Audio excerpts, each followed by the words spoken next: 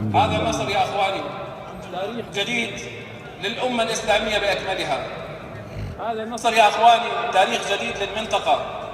كم تلافينا من مخاطر.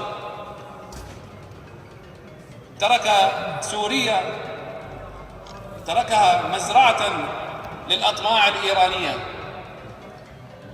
نشر فيها الطائفية. Itulah deklarasi Muhammad Al-Julani, Komandan HTS atau Hayat Tahrir Al-Syam, sebuah kelompok pemberontak yang berhasil menggulingkan rezim Presiden Bashar al-Assad.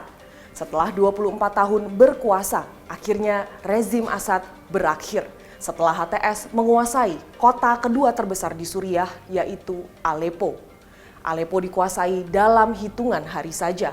Kemudian HTS bergerak ke arah selatan, menguasai kota lainnya di Suriah, yaitu Hama, Homs, dan akhirnya ibu kota Damaskus pada 8 Desember 2024. Di hari yang sama, Presiden Assad dan keluarganya melarikan diri dari Suriah.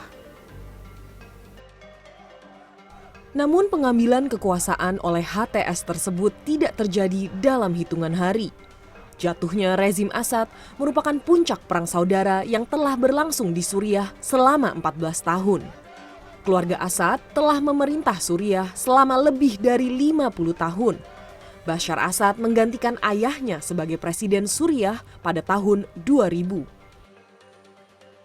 Di awal kepemimpinannya, rakyat Suriah melihat Assad sebagai pemimpin muda berpendidikan barat yang bisa membawa angin perubahan. Namun harapan tersebut pudar ketika Assad menanggapi gelombang protes Arab Spring yang merupakan aksi pemberontakan anti pemerintah dan pro-demokrasi. Di 2011, Assad menanggapi gerakan Arab Spring dengan penembakan dan penangkapan oleh pasukan keamanan. Sejak saat itu, perang saudara di Suriah antara pemerintah dan oposisi telah memakan setidaknya 500.000 korban jiwa dan membuat 6,8 juta warga Suriah mengungsi. Kini kondisi geopolitik Suriah memasuki fase transisi yang rumit. Kelompok HTS yang saat ini menguasai Suriah dikategorikan sebagai organisasi teroris oleh Dewan Keamanan Perserikatan Bangsa-Bangsa.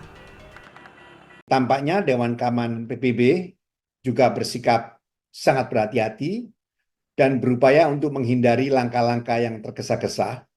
Mengingat saat ini kelompok oposisi, terutama HTS, masih dalam proses konsolidasi kekuasaan serta berupaya untuk mengatasi dinamika di antara faksi-faksi internal. Tapi yang pasti Indonesia mengharapkan semua ini akan berjalan secara baik tanpa menimbulkan ancaman keamanan dan perdamaian yang terlampau serius. Kini komunitas internasional termasuk PBB tengah menunggu implementasi dan kesungguhan komitmen HTS tersebut. Namun, keamanan warga Suriah tetap terancam. Begitu juga warga negara Indonesia yang berada di Suriah. Menurut data Kementerian Luar Negeri Indonesia, terdapat 1.162 WNI di Suriah. Sebagian besar tinggal di Damaskus.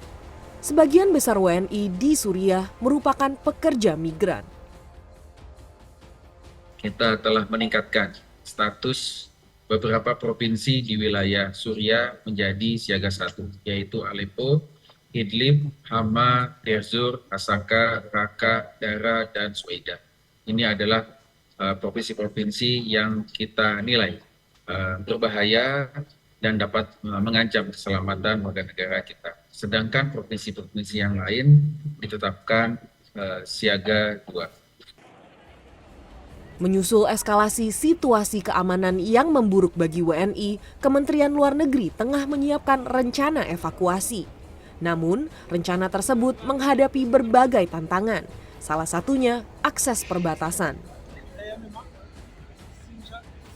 Pada 8 Desember 2024, beberapa jam setelah rezim Assad jatuh, jalanan di kota Damaskus dipenuhi kegembiraan.